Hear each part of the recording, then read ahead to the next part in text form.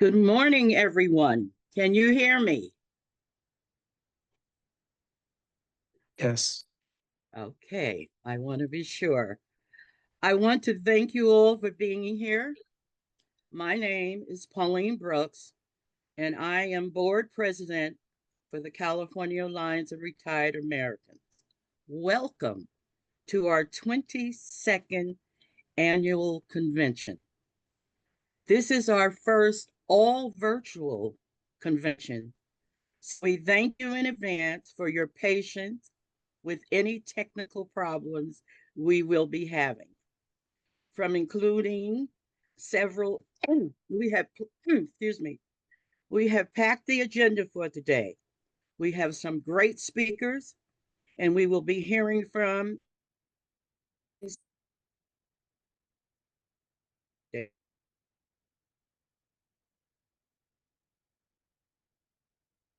some questions. And at this point, I'm going to say it.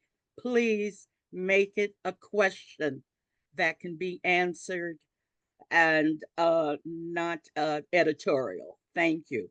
So that we can fulfill our full day here.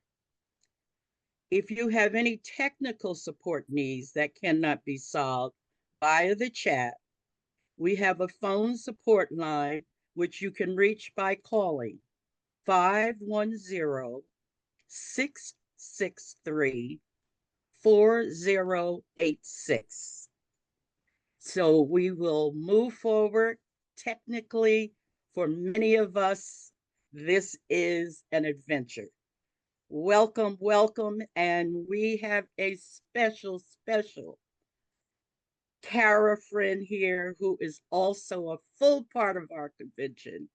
And he is none other than our own John Bowser, who is Senior Advisor to Social Security Works.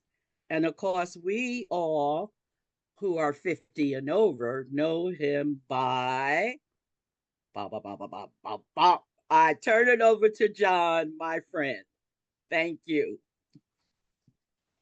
Thank you, Pauline. And I did love your choice of words, which is we apologize in advance for any technical difficulties we will be having, rather than we may be having. That's usually the story on Zoom meetings. But welcome everybody to the very first Kara totally virtual convention. There have been 22. I've been at quite a few of them over the years, because we at Social Security Works just want to say to Kara that there is no better ally anywhere in America than this group. And we have done so much work already this year together. So many rallies outside hospitals and outside congressional offices to try to hold people accountable for the votes that they have been taking. And as many of you know, and many of you are participating in, this time period right now in the state of California is all about Prop 50 and making sure that Prop 50 gets passed. We are going to have to flip the House in 2026 in order to stop any more horrid legislation like the big ugly bill that was passed earlier by reconciliation. And if we don't flip the House, there's going to be another one of those coming down the pike in 2027. So we've got to make sure that we stop this. It's very dangerous, especially for seniors. It's dangerous for everybody, but seniors are one of the biggest targets of this kind of legislation. As you probably know, is the biggest Medicaid cuts in history by far, plus $500 billion coming out of Medicare. that doesn't get talked about very much. Right at this moment, the focus is on our junior seniors in a lot of ways, and that's important for CARA too, and for us at Social Security Works, because the Affordable Care Act subsidies not being extended affects people mightily in the years when they're most likely to get sick without health insurance, right before they can get to that wonderful program called Medicare that has made, along with Social Security, the biggest difference in the lives of American seniors in American history. These are the two most successful domestic programs of all. So, without getting too much in the weeds here at the beginning of this program, just understand that passing Prop 50 is an absolute necessity. The bear, and I have a few of them behind me. Okay, those pictures were taken in Alaska, I admit it. But the bear in California is going to roar on November 4th. This is a must. And I urge everybody to do what I am doing, which is show up every Monday at 12 noon on the CARA phone bank for yes on Prop 50. The vote is yes. Get that in everybody's head. And this has been a super effective phone bank. Rob will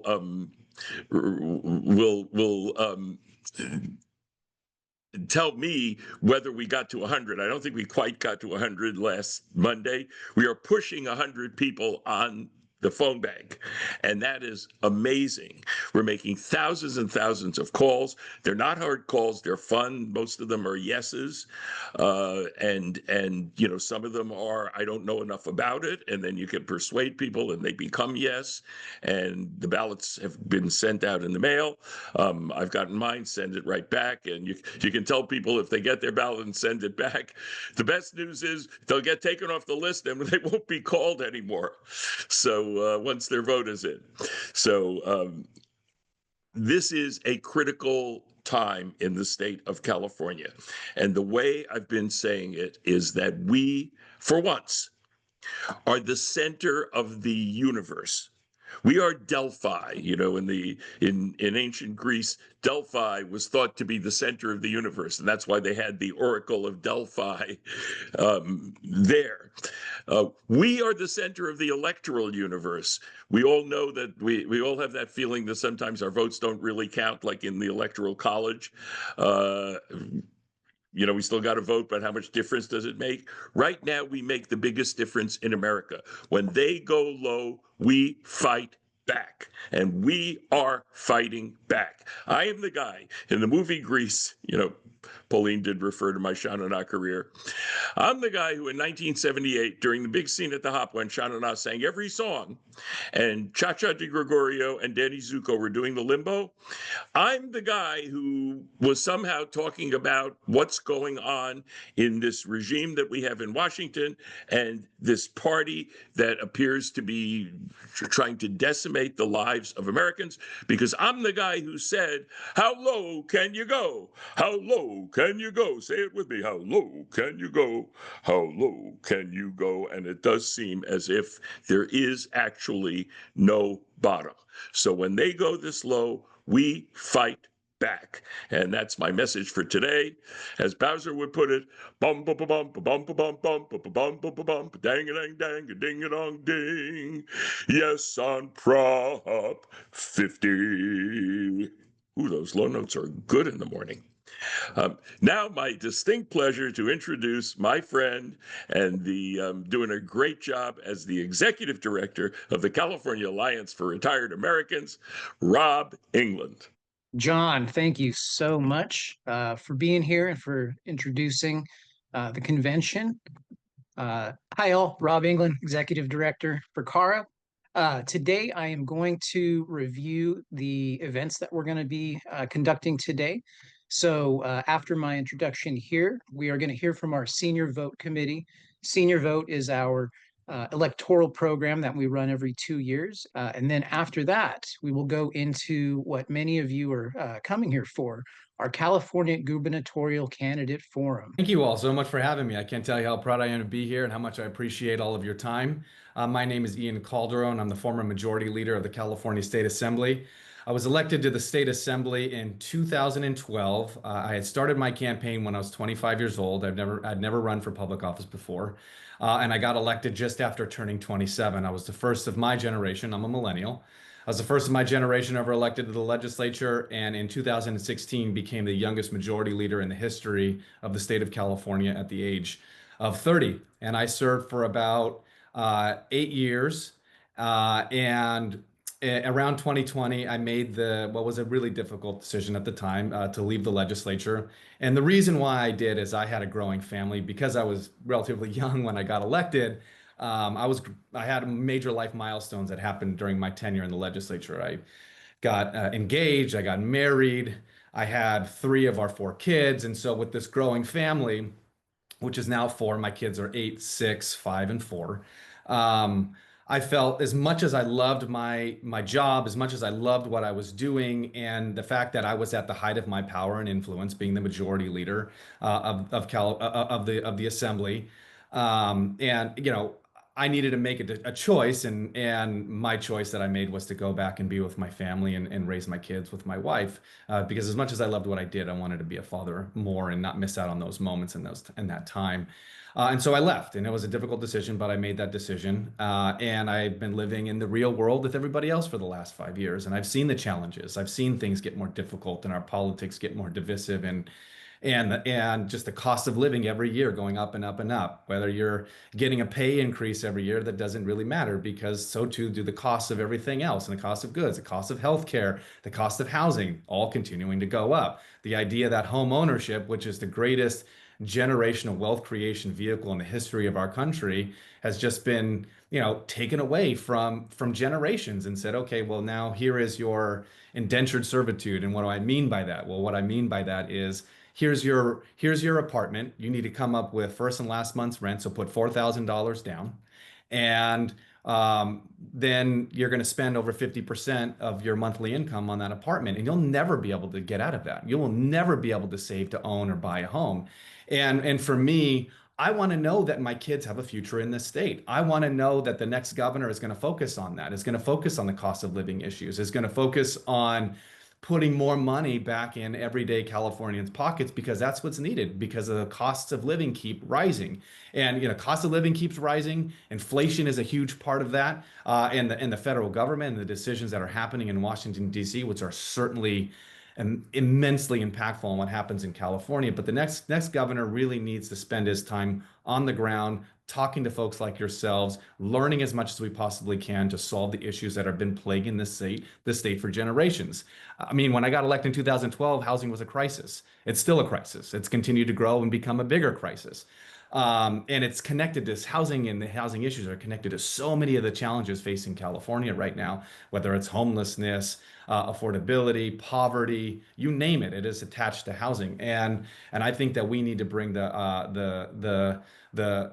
hope of home ownership back to the state of California. But when I was in the legislature, you know, I focused on long-term care issues. I saw this very much as a millennial issue for my generation to care a lot about retirement security. And so I authored a lot of legislation in this area, because, you know, my parents, they lost their home, they lost their business, they liquidated their retirement to try to keep their business afloat. And now the financial responsibility of making sure that they can have dignity in retirement is falling to me and my siblings. And so retirement security and dignity, when you've worked your entire life, is really important to me. And I see that very much as an issue that I care a lot about, and very much as an issue that youth should care about in California. So I'm not the guy that's ever going to sit in front of you and say, I have all the answers to everything, because that's just not true. The way I'm going to be able to be an effective leader is by building relationships and meeting and talking and listening to you and what is impacting you every single day. And that's how I plan to be governor. That's how I was as a legislator. And I really, truly love this state, and I feel like it doesn't have to be this hard to live here, and that we can make it better. So I authored some legislation around, you know, the issue that we had even during my tenure in the legislature was providers and providers leaving the state. We have to figure out how we can get more providers to come back into the state to provide more security for long-term care insurance and long-term care safety. I'd even authored legislation to put a public member on CLIGA, which is, if you have a long-term care insurance provider and that provider, does something wrong and they're no longer operating within the state, well, what happens to all the people that had a plan with that provider? Well, CLIGA is there to back you up, but we needed more public input on that.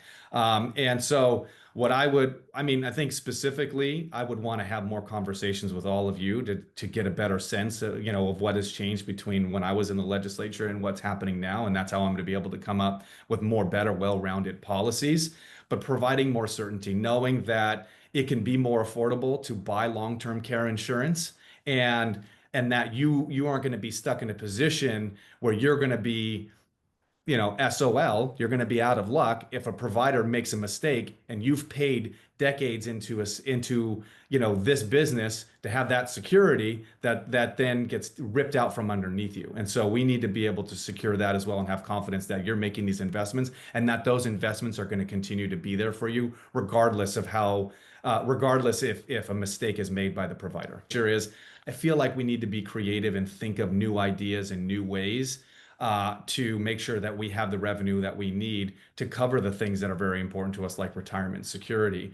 One of the things that I have started talking about and that I'm going to be building out over the next couple of months as a part of my campaign is how can we, as California, the fourth largest economy in the world, how can we DC-proof our state? And when I say that, how can we make ourselves less dependent on the federal government and the political whims of whoever is in power at any given time, so that we're making investments in ourselves and generating revenue from areas and ways that we've never thought of that can help us pay for our needs in this state without having to rely on the federal government. We can do it. We absolutely can do it by creating programs where we can, fund different infrastructure, public-private partnerships, and the state benefit from revenues to offset not just tax burdens, but help us generate the revenue that we need to take care of the expenses and the programs that are so important to us, and that I myself, during my tenure in the legislature, voted to support and build up.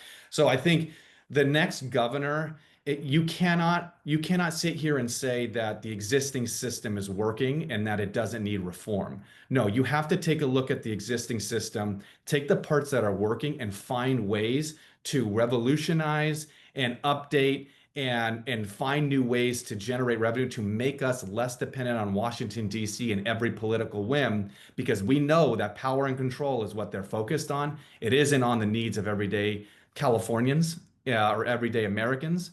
And that we need to be able to be in a position to protect ourselves, to save ourselves from that unfortunate positioning by the federal government and its current leadership. Yeah, I have a grandmother in a nursing home, and it was really frustrating to me that they couldn't protect her from getting COVID multiple times, and when we had COVID, and we just need better oversight. The biggest issue that was even occurred and existed when I was in the legislature is having the resources to make sure that the state is sending in, state appointed and state observers and folks that can make sure we're managing how these nursing homes and how these facilities are being run, and that there is accountability from it, and that when there are mistakes made, there are consequences as a result of those mistakes that are being made. And if you're not prioritizing enforcement of existing laws and existing regulations, well, those existing laws and existing regulations, they don't help you. They don't do anything. You have to have the manpower, the resources, and the wherewithal to actually go into these facilities so that they know they're being watched, so that they know they're going to be held to account. And when they are not doing their job, there are consequences as a result of that. Thank you, Ian. Our next question is, do you support single-payer healthcare? So I was in the legislature originally when this was being considered, and I will tell you, as somebody who's had 4 kids and receiving bills from hospitals a year later after having a child, which I don't even know what they're about. I don't know why I'm getting them. And it's $1,200, which is who can just afford all of a sudden a random bill for $1,200. That is disheartening and deflating. And you don't know what they're coming from and where it's coming from, and so you don't fight it. You just pay it because you don't want it to start to hit your credit. Because if you can't, then you can't buy credit cards or potentially go for, get a loan for a mortgage to buy a home if you have that hit to your credit. So and then my in-laws and my parents, try to tell them you're going to take their Medicare away from them. No chance, no chance. And so they would lose their minds, and rightfully so, because they love it and they love the care that they're getting. And I think healthcare is a right, and I think everybody deserves access to healthcare. I would say the only caveat is that this is a big burden for the state to take on. I would support it at the federal level with a private option. If there was a way that we could redo how we generate revenue in this state to be able to cover it, I would always stay open to that conversation. But I do support Medicare for all with that private option. I think it just needs to happen at the federal level, because when we studied this as a legislature, we couldn't absorb those costs. But if times change and things change, and if we can find a way to mitigate those challenges, I'm always open to having any conversation. I served with the Attorney General in the legislature, Rob Bonta. Rob Bonta was my assistant majority leader when I served as majority leader, and I really trust him, and I really value his leadership and the role that he plays in protecting California. And I think that the job of the next governor is that when there is a wrong, you call out that wrong, but you also give the resources to our Attorney General to make sure that we can sue and win in the courts. That's where we have to win. But also we have to be more strategic with how we're messaging around these issues and these clear violation of, whether it's our constitutional rights or states' rights, and doing so in a way that endears the electorate to us, that we're going to fight for individuality, we're going to fight for freedom, we're going to fight so that you can have a more comfortable lifestyle as Democrats. And people are already tiring of Donald Trump. They will tire of him, and they will tire of the tactics, but we have to be a really strong alternative. And for me, focusing in California, making it more affordable, putting more money in people's pockets, DC proofing our state so we're not focused on DC and beholden to their political whims. When people see that, not just in our state, but from across the country, they're going to say, that's the type of leadership that I want for us. That's the type of leadership that I wish that I had in my state and that I wish had running our federal government. And that's how we flip the tide. I will tell you that when I was in the legislature, there was no hope for the Republican Party. Okay, these new younger voters, they were Democrats through and through, and they were always going to vote Democrat. And in a decade, that has flipped on us to where now we're the party that is struggling to get these voters and hold on to these voters. And we have to focus on the economic issues that are impacting not just them, but everybody on a day-to-day basis. If we do not do that, not just this party, but this state is going to suffer greatly for it. And I am laser focused on solving these challenges. And I have to, because my kids, I don't want them coming to me one day and say, Mom and Dad, I love you, but we're leaving. I don't want that to happen. And I know there's a lot of families that don't want to have that same conversation with their kids or their grandkids. And that's why I'm doing this now, and why I feel I'm in the best possible position I can be to tackle these challenges and problems. Again, it's putting more resources and more money back in people's pockets. I think it's wrong that Wall Street investors has pushed us into indentured servitude they want us to rent because now we're a commodity to them. And they don't want us to own homes because they're going to make more money off of us if they can continue to keep us in our renting situations where we have no hope of getting out of it. So we need to charge them if they're going to be buying homes. We need to charge a significant fee in order for them to do that. And the same goes for foreign investors. I get that you may not like the politics of your own country, but that doesn't mean you get to come here to California and buy up our real estate and price out our Californians. I did a bill in 2016 to prevent and track this, but I couldn't get it through the legislature because I saw it as being a problem then. And now look at where we're at now. We need to increase the renter's credit. Right now, you can save up to $120. Well, how can you possibly save $120 that's tax deductible, refundable, and have that be beneficial to you to save for a home? You can't. So I want to increase that. I want it by tenfold to, increase that to $1,200. I want to, if you own a home, put more money in your pocket, not a $7,000 tax incentive or tax break. I want to increase that higher to keep up with inflation. And potentially look at Prop 13, how we can extend those benefits to potentially first-time home buyers. So those are the types of things that we need to look at. We need to be creative. And I think that I am in the best position I could possibly be to tackle these issues and these challenges in a way that we haven't thought of doing it before.